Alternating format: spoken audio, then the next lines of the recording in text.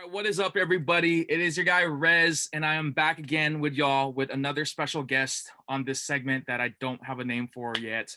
I'm working on it, but I have a very special and legendary guest on this segment right here. Shout outs to Neil, aka Mighty Mouse Fan. What's up, Neil? I wish I had people here to clap for you, but I don't have that little sound effect. So, what's up, man? How you doing? I'm doing great. I'm doing great. Thanks for letting me be a part of this. You did a great job with King Leonidas in the last episode, and I'm honored and privileged to be a part of this episode. That's right, episode 2. I don't know how many episodes I plan on doing on this, but as long as I got good guests like yourself on here, the wheels are gonna keep rolling. So. Obviously, we've known each other for a very long time on YouTube. It's been so long. I don't know. It's like 10 plus years, I think. I lost count. Meeting you on YouTube and seeing what you do and what you collect as well. You have a very unique style of collecting. There's like no limits for you, it seems like, and I mean that in the most nicest way possible. You collect everything from, basketball to football to baseball to hockey, you name it. But let's start off by like just getting to know you.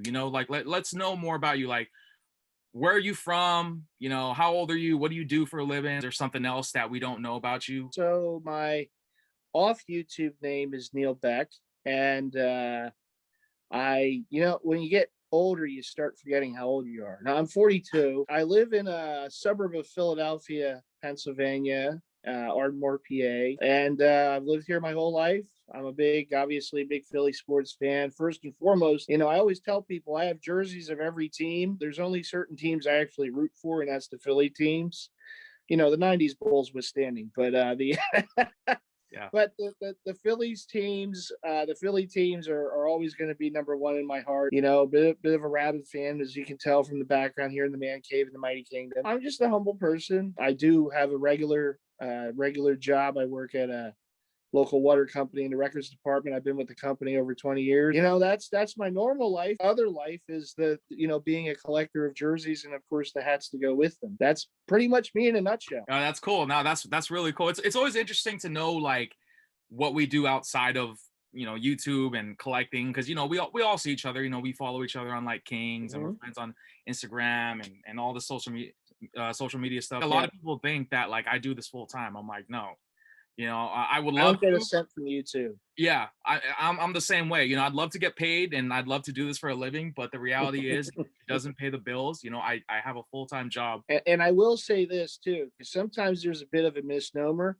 I don't get any money or any kind of endorsement deals from Mitchell and Ness or Nike or Adidas or any of these companies that we give all this free pub to, basically on YouTube, showing the stuff. Like I'm wearing the Mitchell and Ness here.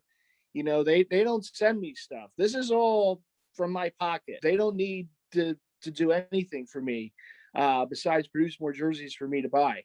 So I do this because I love it. I'm not doing this to get paid. I'm not doing this for any other reason. It's the passion for it. And I just wanted to be upfront about that, because I know that there's a guy in our hat group, and people think that they give him hats for free. He buys every hat because he has a passion for it, and he likes to show that passion for it. It's the same with me, the same with you, the same with all of our jersey heads in this community. Why don't we like start jumping into some of the topics that I wanted to ask you? The Mightymousefan78, like where did that come from? How did you come up with that name? My favorite cartoon character / superhero is Mighty Mouse. Been since I was young. I know there might be people who don't even know who he is now, but he's a superhero. Still waiting on that movie, but he's always been my favorite. And before I was really collecting jerseys, I always wore jerseys, back from my middle school days. But before I really started collecting jerseys, I was collecting Mighty Mouse paraphernalia. And I did that for like over 10 years.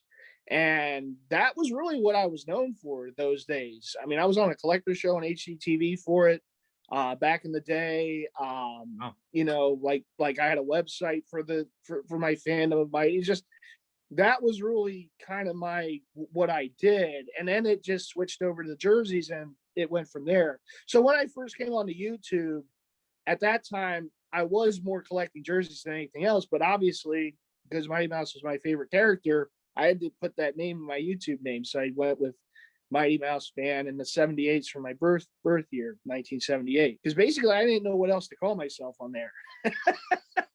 And I figured, okay, well, this kind of sums it up. When you got into YouTube, like, what got you into it? Was it Mighty Mouse, or was it like the jersey thing, or was it just? Oh no, it was the jersey game. It was a small group of guys when it first really started. But obviously, you know, Throwback King and Jersey Kid, and I mean, different Jewel 2B, and some of these different guys were just putting their content out there, and I saw it.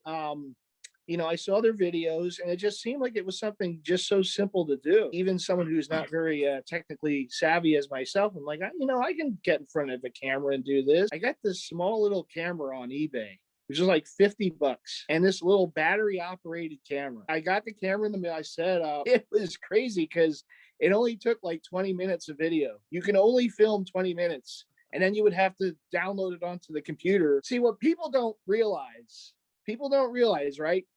Anymore today, you just you film on your camera or your device. You hit a couple buttons and it's done. So back then, I used to have this little camera. I would film it, and then I would have to transfer it onto my computer, this big box computer I used to have, and then laptop or desktop computer from my computer onto the YouTube. And it was a process. It took time. So it was a real labor of love. Yeah. And I would always have to stand near a clock, so I knew how I couldn't go over a certain amount of time, otherwise the camera would cut off. Yeah. I think one of my first videos I did showing the jersey collection was baseball, and it's funny because to think of it now, I think I started making videos on YouTube like in 2009 or something like that, if I remember correct. I remember it was the year after the Phillies won the World Series. So one of the jerseys I showed for baseball, to this day, can you believe this, Rez? To this day, it's still one of my rarest Mitchell & Ness baseball jerseys. It was an 1982 Bruce Sutter powder blue St. Louis Cardinals jersey.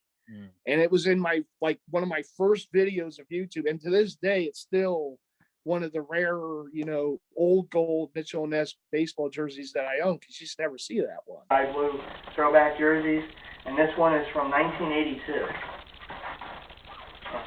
Maybe you didn't see the whole. Sorry if the quality or sound on this video isn't that great. This is my first venture on YouTube. This is my first. Hey, I'm not Mr. Technology. It was just bare boned, as I still am on YouTube, just showing here's some of my baseball jerseys, and I did a few of those videos, and it just kind of went from there. I've followed you for a long time, and you know, like I see your style. You get right to it. You know, you have your pickups. You know, you have your whole museum of jerseys, and then, you know, you show your hats and everything, and it's great. You know, I love it. You know, one of these days, man, when I decide to visit the what you call the Mighty Kingdom, you know, I'll definitely have to take you up on that offer and see the tour, you know, with my own eyes. Be able to fit most of my collection in like 2 closets. And it's hard for me to believe, like, that when I first started YouTube, I was in the old house, still living there with my mom, right? Now I have my own place. So it's like you can kind of see how it started, where we started and where we are now. And I'm always forever thankful for joining YouTube and for the fellas that started putting the videos on there, because we've done so much on YouTube. It's amazing to think about it. I have my reaction to the Eagles winning Super Bowl 52, like one of the greatest moments I'll ever have being a Philly fan. And I put that on YouTube. Yeah! Super Bowl champions, baby! Woo! It's amazing what social media can do and what you can do. All you need is a camera and the wherewithal to just want to film videos and put it on YouTube, and it's the rest is history from there. Do you keep track of how many you have, like quantity wise? Do you have a number? I still have to do inventory. But the thing is, I was trying to use YouTube as the inventory, and then of course more pickups come in, and it gets tough. From Mitchell & Ness to other brands, the old stuff I used to have that I still have in bins somewhere, the replica jerseys and whatnot. It's probably in the 900s. Wow. Somewhere in that range, I would imagine. I still have to do like a inventory and just get them all down on Excel or something like that. But the lazies kind of take over, and And then it gets hard because then there's more pickups. And actually, I was going to use YouTube and Instagram to catalog everything. I totally get it. Trust me. I have a bunch of stuff. When I share my jerseys on YouTube, I try to do like 1 or 2 jerseys per video, Yeah. you know, but I'm like getting stuff almost weekly. So, Yeah. you know, I totally understand. I know you're into like pretty much almost every sport, but was there a specific sport or like person or player that got you into collecting jerseys? Like, was it like Jordan or was there somebody at all? My first jersey I ever owned was a Scottie Pippen champion replica jersey many years ago, back in the 90s, right? Started from that. And then back then it was the champion and starter and, you know, whoever was making those replica jerseys. I really wouldn't consider that like collecting to collect. That was just buying to wear and just, you know, when you're in school, wearing that stuff. And, you know, that's what it was. As far as collecting goes, it was a moment. It wasn't a person. It wasn't a sporting event. It was actually going to the Mitchell and Ness store in Philly. And I mean, their older location on Chestnut Street. When you walked in there, all it was these big circle racks of jerseys, like the old golds, the old run stuff like this, because they were, you know, at the time they were starting to change over from USA, Korea, El Salvador runs to the China runs, right, to what they produce more today. But you would walk in there and it was just all jerseys. You know, there was no t-shirts and this and that you walk in there, you see today, no shorts, none of that stuff. It was just racks, big round racks of jerseys, maybe 1 or 2 racks of jackets. They had a hat wall, a fitted hat wall, by the way, on one side of the room. Then they would have some sale, you know, bars at the back along the walls. I remember when I first walked in, it was the holidays. I want to say it was 2004. I walked in there and I was just blown away. And you would just be surrounded by these jerseys. And I'm like looking in, and I already had interest in jerseys because, you know, I would wear them. But I never really saw those throwback jerseys, the type of quality that Mitchell and Ness had.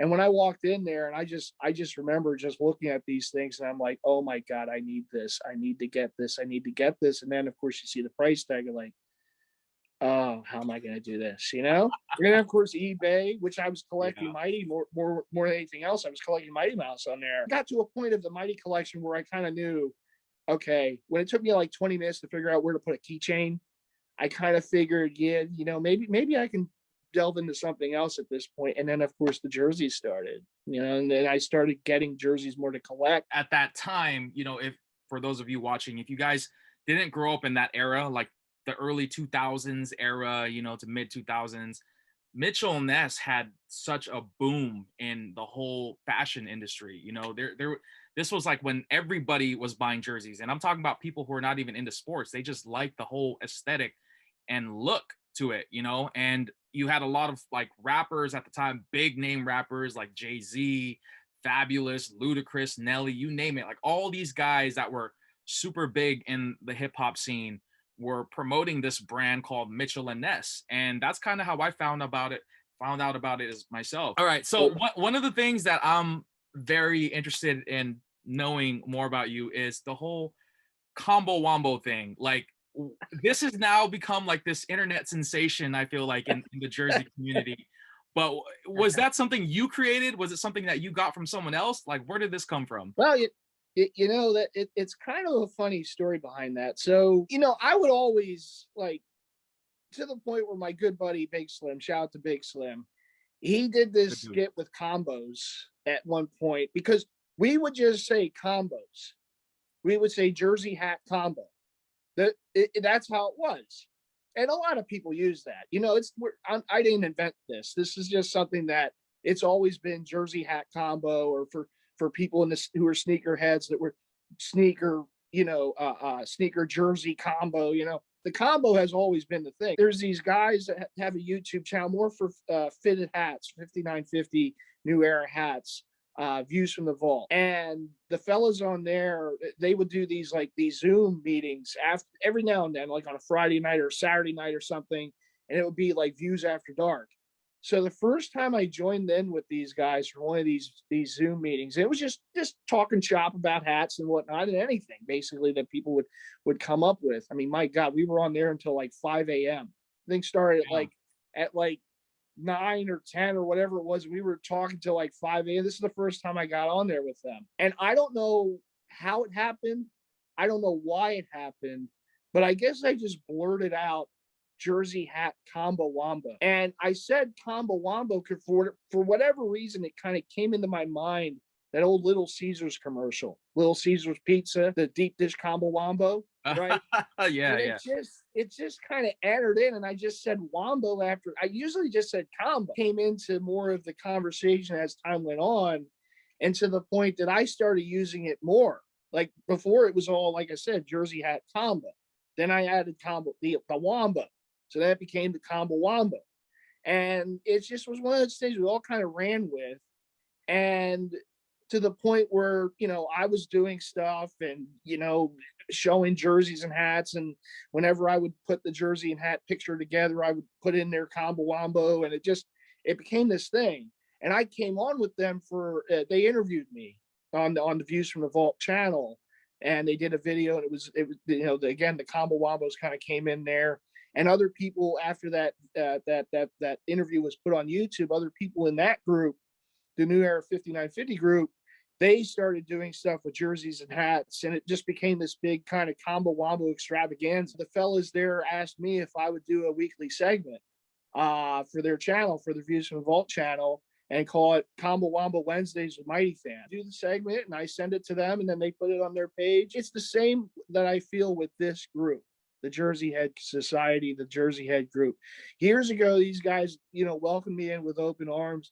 It's the same thing in that group. They welcomed me in with open arms, you know, to want me to be a part of something that's really become a big thing in that community, for the fitted hat community, is a very humbling thing for me. But I have fun with it, like I have fun with anything else, and kind of, you know, bring my own flair to it. And you know, the combo wombo kind of took off for that. And now a lot of times when people put a picture of a jersey and a hat together, or jersey, hat, sneakers, whatever they do, like they're using combo wombo now. So it's just one of those things, and it's fun. People are too serious. It's nice to have fun every now and then. Absolutely. Absolutely. You should definitely consider putting like a trademark on that whole combo combo thing, because you could make some serious money. Well, I may have taken it from Little Caesars, so maybe Little Caesars has that trademark. I don't know. Yeah, royalty. I know you were mentioning like Views from the Vault, and this is like basically like a group of guys, you know, in the hat community and stuff. Yep. So, you know, obviously you're a big hat guy. I myself am a big hat guy. Did you get into like hats first before jerseys, or vice versa, or did you get into them at the same I time? think at the same time. From what I can remember, I always wore hats, and I always wore, you know, when I started buying, you know, getting jerseys rather to wear back in the day, I would always get the hat for it. And back then it was more like the starter and you know, the pro player and sports specialties. It was all snapback hats. People really didn't wear fitted hats too much back then. It was all snaps and everything like that. And so I would always get the hat with the jersey, and that's how I would do it. Back in those days, it was like, you know, of course, the home teams were a lot of Bulls. I had a lot of Bull stuff back then. So it was the starter hat, the jacket, the jersey, right? Back, like, you know, the real 90s look back then, right? Hats became more part of the style, right? So back in the day when Mitchell and Ness had their big boom years, right? The jersey boom years, the early mid 2000s, you had a lot of these companies like New Era and Mitchell and Ness produce a lot of fitted hats to go specifically with the jerseys. Pinwheel style hats, you had just your scripted fitteds, you had all these different designs. And that kind of really brought the hat jersey game into really more of a light. But I got some of those pinwheel style hats and whatever, because I love those, because the logos were so big, the colors were vibrant, it went with the jerseys. Fast forward now, there's so much more variety out there for these hats, and these companies are just keep pumping them out. They're putting the patches on the side, and, you know, I'm thinking about, for me, I see the patch on the side of the sleeve of a jersey I want on a hat, and I'm able to find all that. I wear a hat just about all the time. You know, when I go out, Same. It's like I grab a hat, keys, wallet, phone, that's it. You know, if I throw a jersey on, whatever. For me, it's just something that was just a natural thing, and it continues to this day for the jersey and the hat. You know, and that's just one of those things. There's people who might have it down to the exact little detail, like Manolo, shout out to him, right? Puts these things together. But, you know, I try to get it as best I can. And, You know, when I find the perfect hat for a jersey, it makes me so happy. Is this Combo Wombo certified? I got to hear it from the man himself. It is, you know, because the errors match. I hate Yeah. that. When I see someone out in the mall or something and they're wearing a jersey and the hat and it's two different errors, or heaven forbid they're wearing a jersey, like a Miami Heat jersey with a Chicago Bulls hat on. It's like, why? No. It's like I almost want to walk up to them. I never would, but I always want to walk up to them and say, come on, man. We're living in it. There's so many Heat hats. You can find a Heat hat to go with that, you know, to go with that D Wade jersey. Come on, man. Get where you're coming from. There was a guy, he was wearing over here because I live in the Bay, but he was wearing a Raiders jersey and he had a 49ers hat on, but it was of the Raiders colors, you know, the black and silver. And I was like, yeah, that made it, you know. I'll wear the baseball hat if I have to wear like a baseball hat, but it has to be the same area, the same zip code. Like I can wear a Phillies hat with a Sixers jerseys. At least the color goes together, red, white, and blue, right? Yeah. So I can do that. And now they make different, like, you know, they just made an NHL MLB crossover from Hat Club, and other companies have done it. They did a basketball one where they're putting these colorways for baseball hats to go with those different teams, and you can kind of wear like an NBA or an NHL hat with a different, you know, jersey from a different time. Yep. You know, and it's awesome. I think it looks great, and some people might not care for it, but to each his own. I always say everyone has their own style. The one thing I can never do would be the sneaker game. There's no way. When you have over 900 jerseys and the hats, there's no way I can match those up with shoes. I don't even know how I would pay bills. No idea. I don't know where they would go. It would just be done. I want to keep the Mighty Kingdom. Okay? I don't want to lose the Mighty Kingdom. Much respect to sneakerheads. I have full respect for sneakerheads. But I knew from like early on, I could never be a sneakerhead. When I started collecting and going on YouTube with my jersey collection, I stopped. There was a point in time where I was on hiatus, and a lot of it was because I got so invested with the sneaker game. And you know, I collected sneakers I've always had an interest in sneakers, but I never really had the money at the time because I was so young. Now that I'm older and I have a job and everything, you know, I'm able to buy this stuff. But you know, getting into sneakers, it's one of those things that you have to really be practical about and think about it, because the thing with sneakers is that, yes, they do go up. They're very lucrative. So the resale value is insane. But if you're looking at it from a collection and wearability standpoint, they will break down over time. And the reason that is because, you know, there's just so many factors involved with it. You know, a lot of sneakers are comprised of rubber material. And as rubber ages and as it gets old and, you know, it dries up, you know, I don't want to get into like the science of it, but it's like nothing lasts forever. You know what I'm saying? No. And you know, like it with the jerseys, it's a little bit different because, you know, like I know like some jerseys over time, you know, like the white ones will start to yellow a little bit. It really matters how you care and you know, store your stuff, you know, because I know you mentioned, I've heard this from other jersey heads like King Leonidas and stuff, but he mentioned a tip that you said about like jerseys that are screen printed, like don't put them next to each other. The paint or something will transfer. There's certain runs of jerseys, and I forget exactly which runs. I know some of the newer stuff that Mitchell & Ness has done for like football. Let's say you have a rack and you put your jerseys on the rack. If the area gets humid, sometimes the numbers will kind of stick to each other. So when you go to take that jersey off, the numbers are still kind of stuck together, and they kind of peel. And it's like the paint from one of those numbers, because you know the inside of numbers like painted too, right? Part of the heat pressed material will stick to the other numbers. So you might get some of the paint from, like, let's say yellow or, you know, blue or whatever it is might stick to the white. If you have a jersey with white number, and you get that kind of, you'll have some of the residue from one jersey onto the other onto the numbers. You want to put like a stitched name and number jersey if possible in between them. And the tough thing for me is that I do like to have my jerseys separated on a rack by team and by year per team. So like old to new. It hasn't really happened for me to this point, but it's more of a safeguard. I don't want this vinyl pressing to stick to each other. So I got to put something in between it. And some people put like, you know, some people will do like their jerseys. They'll have like the the plastic cover. They'll put them over each and every jersey. I don't do that, but other people do, and that's fine. That's one way you can safeguard your jerseys from doing that.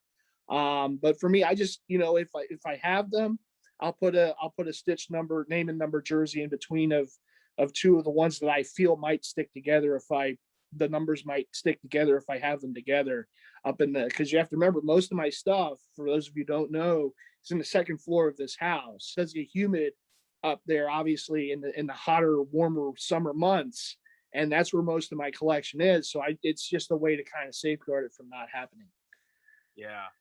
Man, that's crazy. That just thinking about it, because I'm sure, like, for you, you literally have a whole house that's just dedicated to this. So, I'm sure. Do you find yourself like looking and doing, like, I guess, routine maintenance, like, of your jerseys? Like, do you do that? Like, do you go around your, like, racks and just count, like, okay, everything looks good, there's nothing like sticking on each other? Like, how do you do that? I at times, I mean, it is kind of good practice to do that. Obviously, someone like myself just has just a massive collection. It is good to take a look at that. The one good thing I will say is, because this is really only a problem with the NFL throwback jerseys mainly, some of the basketball ones you have to be careful with too, because some of the teams that they have the same, pressed on numbers, such as like the Bad Boy Pistons. Mm. So some of those you want to be careful with too.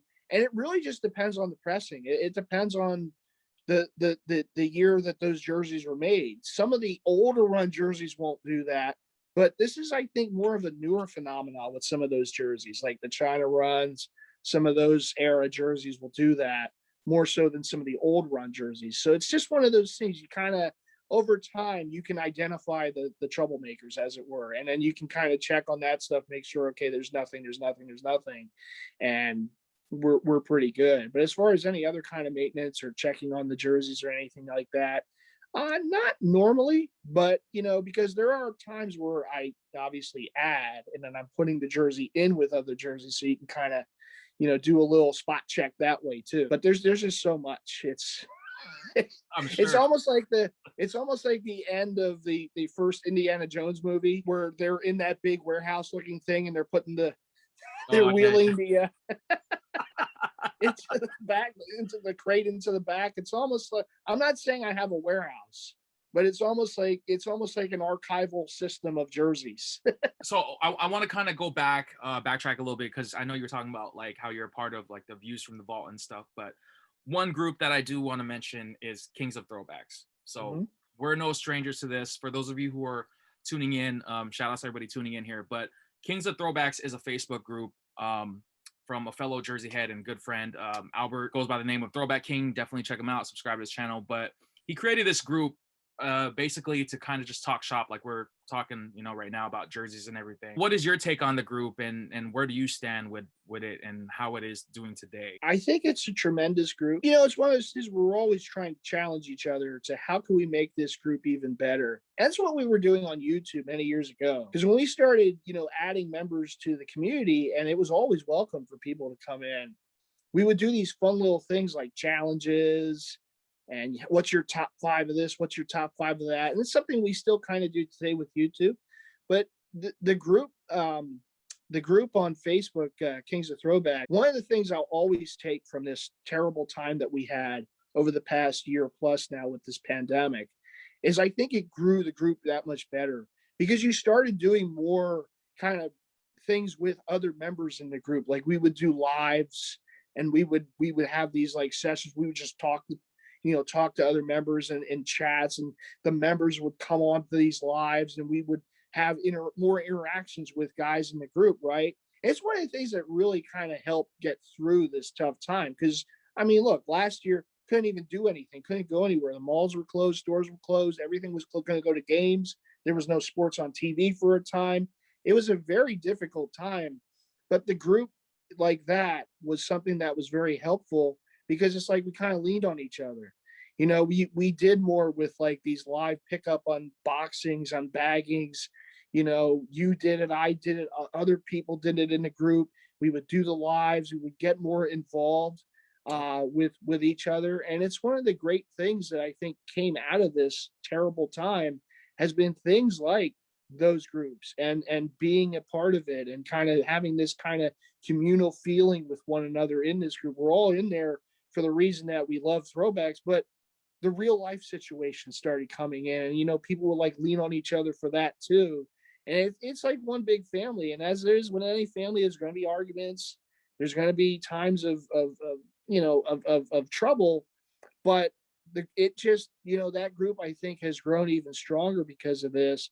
And that there's things that we're trying to look to do. I know there's like jersey battle type things and different ideas that have been floated around out there. But I like the group. I think it's a solid group. I think that it's just a great place to show your pickups and your collections and kind of interact with people who share that passion. It's the type of thing that people used to do back even before the YouTube days on those blog sites. And then it kind of went from that to YouTube, and then now Facebook, and still YouTube too, but the group on Facebook, other groups on Facebook, and it just continues from there. And it's amazing. It always amazes me. It never ceases to amaze me, the type of stuff people will find and pick up.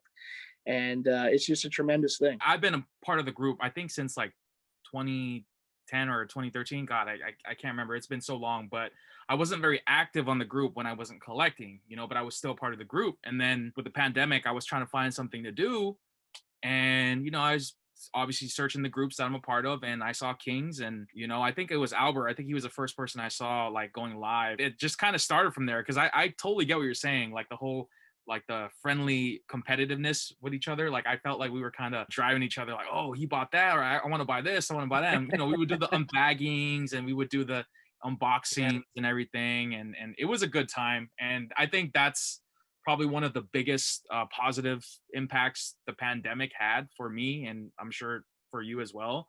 But I loved it, man. It's something that I'll never forget. I'm glad that I was able to link back with you guys and everyone else on there. Your friends and family members think about your collecting, because I talked to King about this, and he said that, to put it in a nutshell, he said that his family thought he was nuts, with collecting at the scale that he collects. And I'm sure we collect all at our own pace, but obviously there's people outside of this little community that we're a part of. Does that affect you, and what do they think about like your collecting? Well, it's easier now that I have my own place. I don't have to kind of sneak things in to the house. My parents have always been supportive, because you have to remember, I've collected things for such a long time. It's kind of like they got used to it, right? So my dad, he told my mom something I'll never forget. He told her, because my mom had concerns about, oh, he's getting his own place. Is he going to buy more things now? What's going to happen? He's going to get out of control, whatever, She was worried, like any parent would be, right? This is just how he's wired. There's some people that just, there's something that they do it. They know how to be, careful with it at the same time. And in a way, this is just how they are. This is in their DNA. And I always figure that part of my DNA, for whatever reason, is collecting. When I was young, it was Matchbox cars. It was toys. Get older, it was sports cards. Then it went from that to Mighty Mouse. Then it went to jerseys and the hats and whatever to go with it, right? I always say jerseys are like sports cards you can wear. So it was always just fitting for me to collect something. I've always done it. You have to be careful. Collecting isn't for everybody. And as much as I would love to tell people, oh, yeah, join in. You can join in. You have to have a mentality.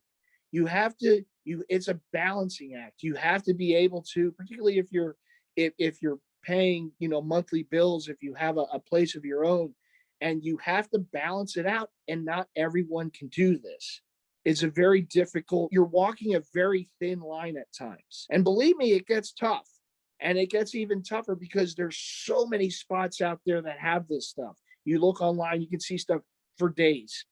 But you have to find a balance, and not everyone can find that balance. And we've had people in our group come in and have been all gung-ho about it, and then they get in financial issues because they didn't know how to handle it, and they disappear and they go away from it. They stop. My situation is different than other people's situation. People have families. People have their girlfriend or wife or kids, and there's that balance too. We have a lot of great collectors in our group, and you're one of them that has that life outside of it and has to find that balance, putting the money for this different situation and putting the money in for collecting.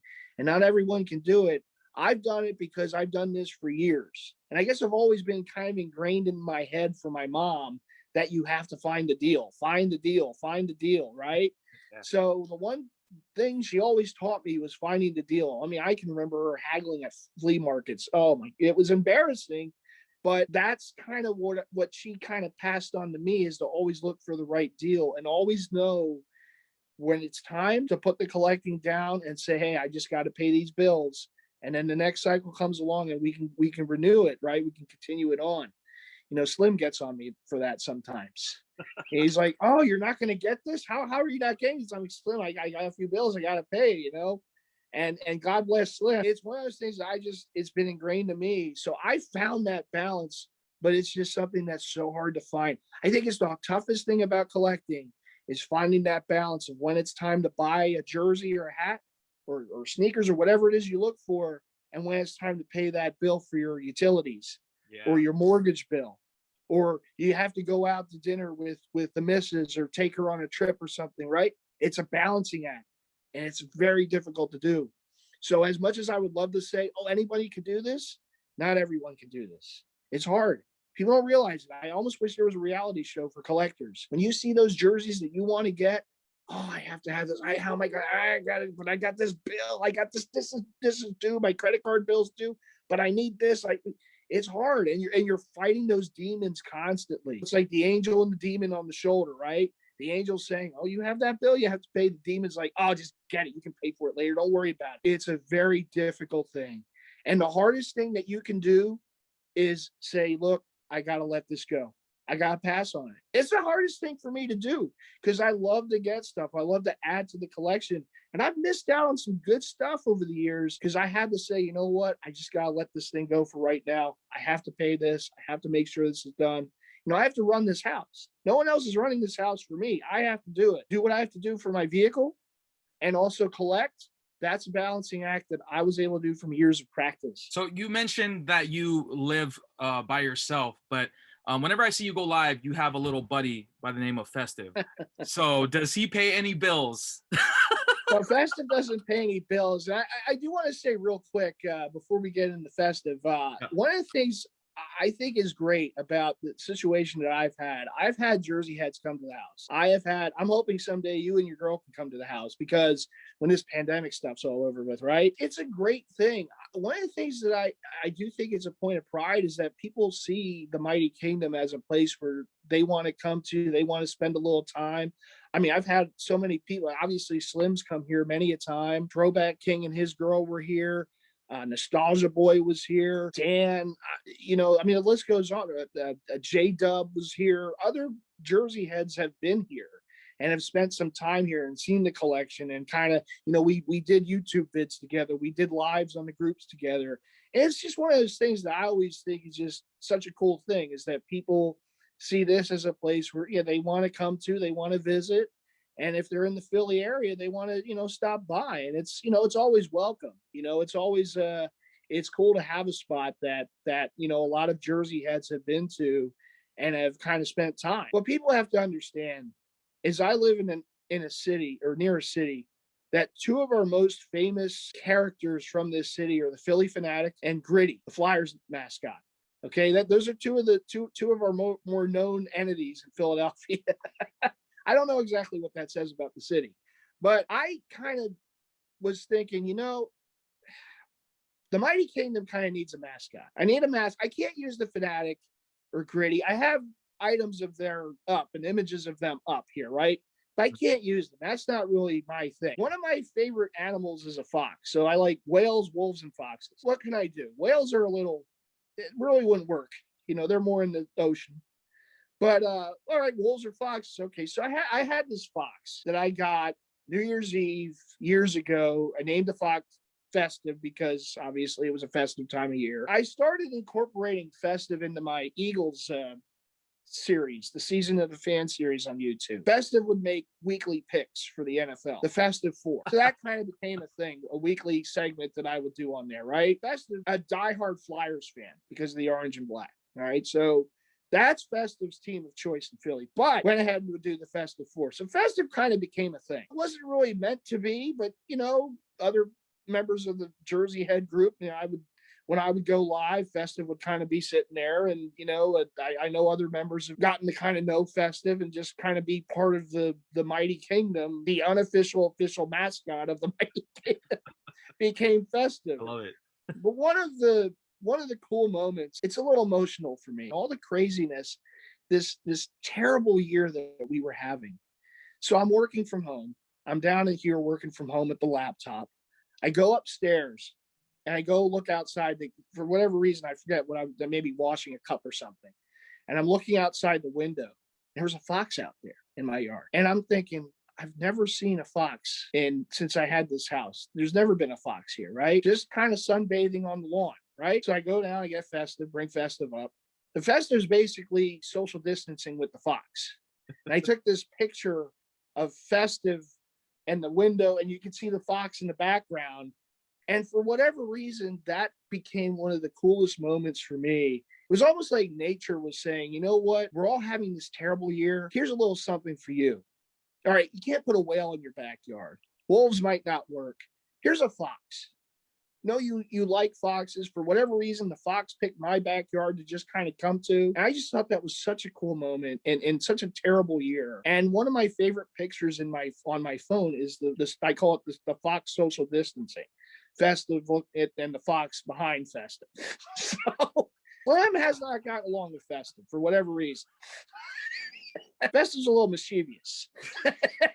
Thank you for sharing. I know that was very meaningful to you, so I do appreciate you, sharing that with everybody. Sure. That's tuning in here. People take things too serious sometimes. You just gotta have fun every now and then. Of course. You gotta enjoy life. It's your only chance at it. So get as much out of it as you can. One thing I do want to ask, feels like this is a lifestyle. This is not just something that just goes away. I'll just throw it in there and I'll see it in 5 years from now. No, it doesn't work like that. This is something that has been ingrained in with us for a long time. It is for me, like even though I wasn't collecting jerseys, I was collecting something.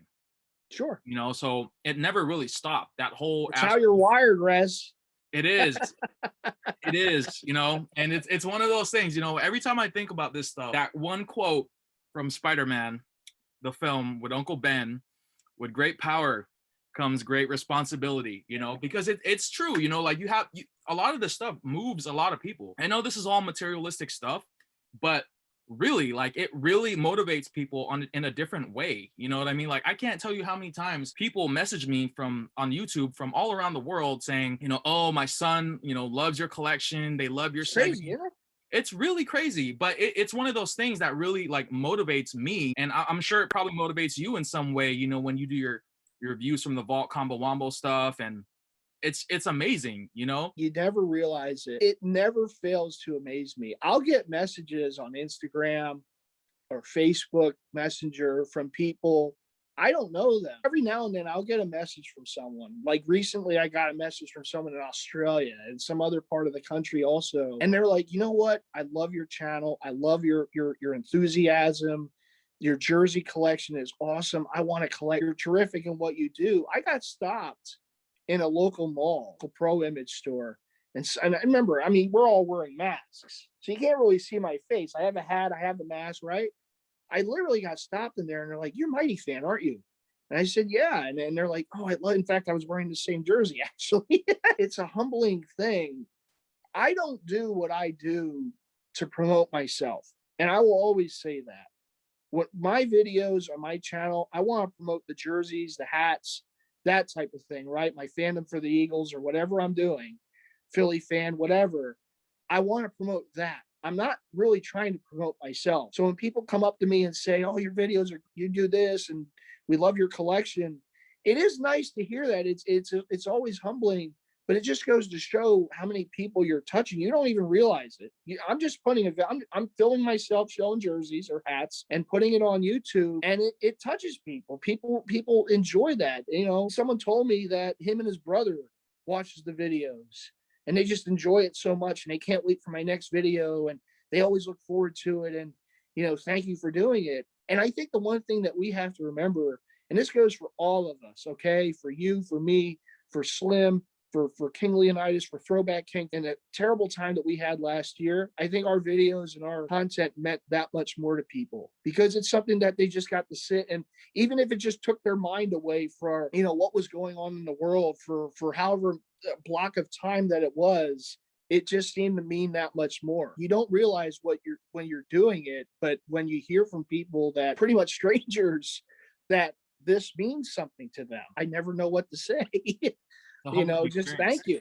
Yeah, no, it really is a humbling experience, and it's something that we're not aware of, you Yeah. know. And I love doing what I do. You know, obviously, I wasn't making videos for a long time, but part of why I wanted to go back to it was because it was something that was just that I missed doing. You know, I was very passionate about doing this like at a young age, and kind of wanted to go back and like find my happy place, you know. And it brings a lot of joy to me, you know. And I think that's kind of what sports does for us, you know, is that it brings a lot of joy. And then the jerseys is just another element to this, you know, to the sports. Do you see yourself collecting at the scale that you're collecting now, or just collecting in general, like let's say 15, 20 years from now? Or do you feel like, oh, there's going to be a time where I'm just going to have to kind of just, you know, throw in the towel and just, you know, retire? As long as I can fit in my house, I'm gonna keep collecting. You know, Yeah. I know we've had people in our community say, "Oh, I'm retiring. I'm retiring." I reserve that word for work. When many years from now, and I'm grayer than I am now, that I retire, it's going to be from work, from my job. I can't retire from something I have a passion for. You know, you can subdue it a bit. I always use like the Banner of the Hulk, you know, theory with this because you know you could suppress it for so long, but everyone's going to get angry. You know, the big green guy is going to come out. You know, you can't keep him in. Well, I can let it go for maybe a week or so, but after that, I'm looking again. I will never ever say I'm retiring from something I have a passion for because this is the escape. This is what I do to get away from everyday life. And there's enough to worry about in this world, and there's enough to worry about on a daily basis. This is me kind of going to an area where I can just do something that makes me happy. So why would I want to retire from that? You know, so I never would use that with collecting. Now, again, my situation is different. I don't have the girlfriend. I don't have the wife, the kids, you know, so I can continue to kind of do it at the pace that's comfortable for me. But where am I going to be like 20 years from now? Look, the one thing I will say is because of this pandemic, I think it just knows that you just don't know what the future is going to bring. You don't know what tomorrow's going to be, so you got to live for today. And I can't see myself stop doing something that I love. That's an escape for me. Even when the time comes that I'm old and grayer than I am now, and I'm retired from work, I'll probably still be collecting because it's just as my dad told my mom years ago. It's in my DNA. This is just part of me. I can't take out something that's a part of me, you know? And I love it. And I will say this, as you know, Rez, Nike hasn't made things easy for us with the NBA, all these different jerseys. Definitely. And so for me being a collector, it's no matter what the jersey looks like, I need that new Sixers jersey or Steph Curry. Because hey, the one thing you and I share in common, we both have interest in that sharpshooter, right? Right. So whatever whatever the Warriors do for Steph Curry, got to get it in the Sixers too. And of course, these companies aren't making it easy because they're only available for so long. You got to grab them, right? And hockey's starting to get into it now, and I'm sure baseball. Look, Nike has to really get their claws into baseball, right? So I'm sure after this season, they're probably going to be doing some more with these teams. There's always going to be something out there. There's always Mitchell and Ness making their stuff. One of the things I've noticed in recent years, the custom game has just blown up. It's gotten even bigger, right? There's so many places that you can go to send a blank jersey to get it done. Of course, we have our good friend, the Candy Man, M. Diddy, doing his thing with Rivalry Sportswear and just keep whetting that appetite. He hasn't helped, Mac. You haven't helped the wallet, but it's a good thing because you're making some great stuff, right? But as long as there's these entities out there, I'm going to keep doing it. And I will say this, and I know we're short on time. I want to say this real quick. My biggest thrill for collecting is going out to the stores. I love going to Mitchell and Ness. I love going to the malls because I love just going and looking at the jerseys in hand and seeing what they are, right? Is this something I really want to invest in? Yes or no? I can't always do that, obviously. So many others out there, you can't really do that. You have to get online. But that's something I still love to do. I've always done it when the stores were closed. That's one of the things I miss the most. because I love going out to these places and seeing these things and trying on a hat, trying on a jersey, seeing what it looks like, seeing how I feel. What's in the future for Mighty Mouse fan? What can we expect? Honestly, just more of the same. You know, when I have pickups, if I want to review stuff, whatever I come up with, that's what you're going to see. You know, when you were really young in school and there was show and tell, here's my newest pickup. This is it. This is what I love about, you know, you kind of get into details of it, right? And you're kind of showing it to the world on YouTube, right? Whoever wants to see it. So as long as I keep getting these pickups, and like I said, as we all know, that's not stopping anytime soon.